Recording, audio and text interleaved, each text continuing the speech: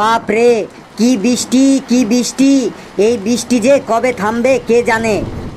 ঠিক কি বলছিস, এই বৃষ্টি যে কবে থামবে কে জানে। এই স্যার এসেছে। Good morning sir. Good morning sir. বসে থাক বসে থাক, দাঁড়ানোর কোনো দরকার নেই, খুব জোরে বৃষ্টি হচ্ছে। স্যার, আজ এত বৃষ্টি হচ্ছে এত বৃষ্টি হচ্ছে, বৃষ্টিতে আমি তো স্কুলটাই দেখতে পাচ্ছিলাম না। আমিও স্যার বৃষ্টিতে স্কুলটাই দেখতে পাচ্ছিলাম না।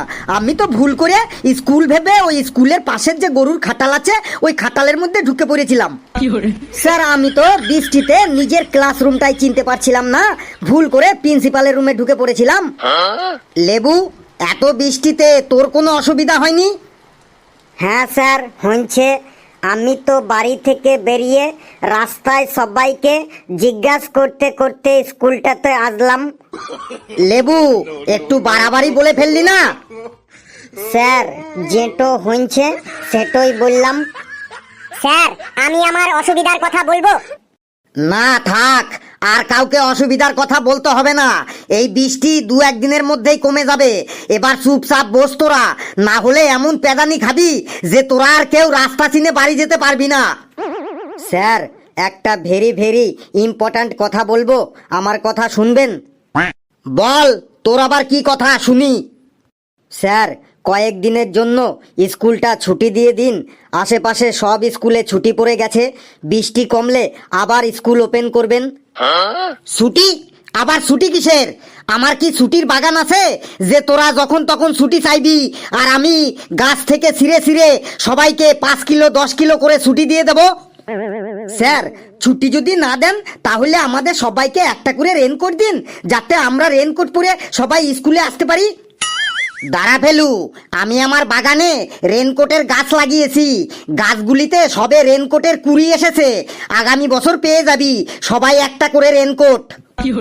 স্যার, যদি ছুটিও না দেন রেনকোটও না দেন, তাহলে আমাদের অন্তত একটা করে তিরপল মানে তাঁবু দেওয়ার ব্যবস্থা করুন, যাতে আমরা এই বৃষ্টিতে ওই তাঁবুটো গায়ে জড়াইয়ে স্কুলে আসতে পারি।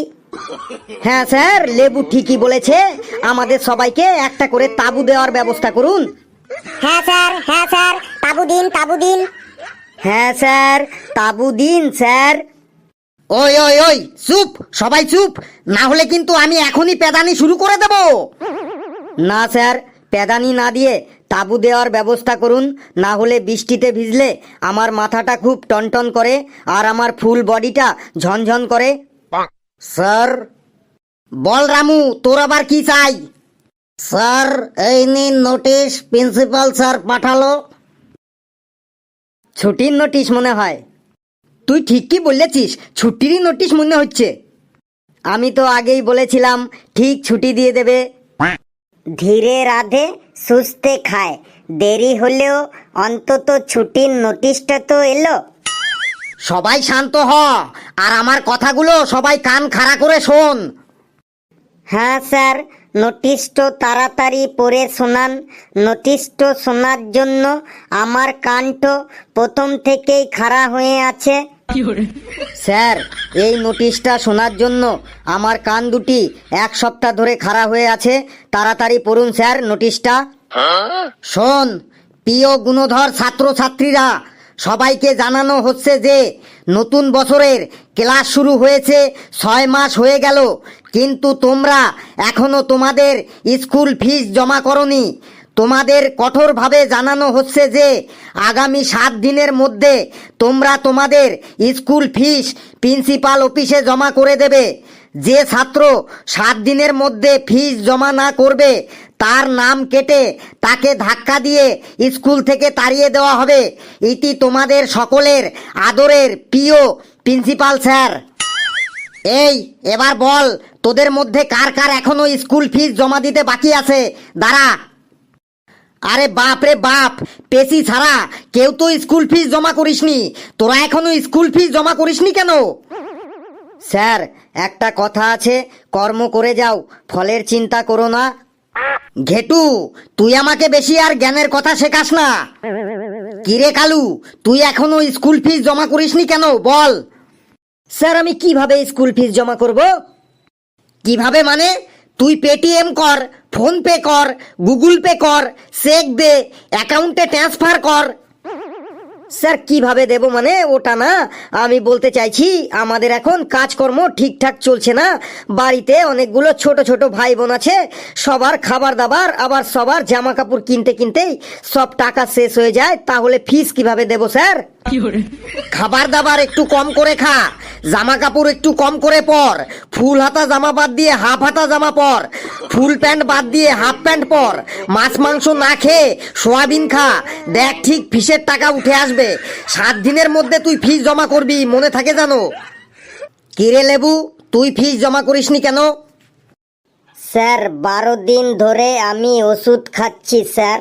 মেলাতে চিলি চিকেন খেয়ে আমার 12 দিন ধরে পেটটোতে খুব ব্যথা করছিল, তাই ফিসের টাকাটো দিয়ে আমি ওষুধ কিনে খাচ্ছি, তাই ফিস দিতে পারিনি স্যার। কিন্তু স্যার ফিসটো আমি দিন দেব, পেটটো ঠিক হলেই ফিসটো আমি দিন দেবো স্যার, আপনার দিব্যি স্যার। স্কুলের ফিসের থেকেও তোর ওষুধটার বেশি গুরুত্ব হয়ে গেল? মানে ওষুধটারই গুরুত্ব বেশি আর স্কুল ফিসের কোনো গুরুত্ব নেই, তাই তো? এটা কি তুই তোর মামার বাড়ি পেয়েছিস? ওষুধ অনেক খেয়েছিস, আর খেতে হবে না, বেশি ওষুধ খেলে সাইড এফেক্ট হয়ে যাবে। এবার স্কুল ফিসটা তাড়াতাড়ি দে, না হলে পড়াশোনা না করলে তোর জীবনটা একদম বরবাদ হয়ে যাবে। কিন্তু 1 সপ্তাহের মধ্যেই তুই যেন স্কুল ফিস দিস। চুপচাপ বস। কিরে ঘেটু, তোর ফিস এখনো জমা করিসনি কেন? তোর কি প্রবলেম? তোর পুরো 3 বছরের ফিস বাকি, পুরো 1.5 লাখ টাকা। কবে দিবি তুই ফিস? 1 সপ্তাহের মধ্যে তুই যদি ফিস না দিস, তাহলে প্রিন্সিপাল স্যারকে বলে তোর নামে আমি কেস করে দেবো। বলেন কি স্যার? 1.5 লাখ টাকা? 1.5 লাখ টাকা কি করে হয় স্যার? স্যার 1.5 লাখ টাকা কি করে হয় আমাকে বোঝান স্যার। 1.5 লাখ টাকা কি করে হয় এটাও তুই জানিস না? এটাও তোকে বলতে হবে? হ্যাঁ স্যার, 1.5 লাখ টাকা বাড়ির কাছে, কি করে 1.5 লাখ টাকা আমার বাকি আছে স্যার? আমাকে একটু বুঝিয়ে দিন স্যার। 1.5 লাখ টাকা কি করে হয় শোন। স্কুলে এসে এত ফ্যাসিলিটি পাচ্ছিস, latrine, bathroom, light, fan, geyser, water filter, free wifi, cycle stand, তারপর এত এত সাবজেক্ট পড়ানো হচ্ছে, English, math, Bangla, history, geography, physics, chemistry, drawing, সঙ্গীত, ড্যান্স, তারপর বিভিন্ন খেলাধুলা, cricket, football, hockey, gymnastic, ludo, kabaddi, এইগুলো সব শেখানো হচ্ছে, তার জন্যই ফিস নেওয়া হচ্ছে, বুঝলি? এবার বাপ রে, এই জন্য এত ফিস? স্যার এক কাজ করুন, ওখান থেকে ল্যাট্রিনটা বাদ দিয়ে দিন, কারণ আমি বাড়ি থেকেই ল্যাট্রিন করে আসি। জলের খরচটাও বাদ দিন, আমি বাড়ি থেকে জলের বোতল নিয়ে আসি। সঙ্গীত, ড্যান্স আর ফ্রি ওয়াইফাইটাও বাদ দিন, কারণ আমি স্কুলে এসে কখনো কোনো দিন মোবাইলে রিল বানাইনি। আর খেলাধুলার কথা বলছেন, আমি তো স্কুলে এসে কোনো দিন খেলিইনি। আমি বাড়িতে একটা খেলাই খেলি, সেটা হলো লুকোচুরি। এই সব বাদ দিয়ে এবার বলুন আমার ফিস কত হলো? বাপরে বাপ, ফিসের কথা শুনে তুই পাগল হয়ে গেলি না তো? তুই বস, তোকে পরে দেখছি আমি ঘেটু। কি রে ফেলু, তোর ফিস কেন বাকি পড়ে আছে? তোর বাবাকে বলিসনি 1 বছর ধরে তোর ফিস বাকি পড়ে আছে? স্যার আমি বাবাকে ফিসের কথা বলেছি, আমি বলেছি ফিস দাও, না হলে রোজ স্যার আমাকে ফিস জমা করার জন্য চিল্লাচিল্লি করে। শুনে তোর বাবা কি বলে? স্যার বাবা বললে স্যাররা চিল্লাই তো ওনাদের চিল্লাতে দে, প্রথমে কিছুদিন চিল্লাবে, তারপরে চুপচাপ হয়ে যাবে, তারপর সব ভুলে যাবে। তুই কালকে তোর বাবাকে স্কুলে নিয়ে আসবি, চুপচাপ বস। স্যার একটা কথা বলবো। কি বলবি বল। স্যার ফিসটা একটু কম করা যাবে না? কেন ফিস কম করব কেন? স্যার আপনি তো অনেকদিন আগে একবার আমাদের বলেছিলেন যে ক্লাসে ভালো রচনা বলতে পারবে তার ফিসটা একটু কনসেশন করে দেওয়া হবে। হ্যাঁ স্যার, আপনি বলেছিলেন এটা। হ্যাঁ স্যার, এই কথাটাই আপনি বলেছিলেন বটে। হ্যাঁ আমি বলেছিলাম, কিন্তু তুই যা রচনা বলিস ওগুলো আবার রচনা হলো? উল্টো পাল্টা যা তোর মুখে আসে তাই তুই বলে দিস। না স্যার, ধরুন আপনি যে কোনো রচনা ধরুন, দেখুন একটু উল্টো পাল্টা বলবো না। বেশ,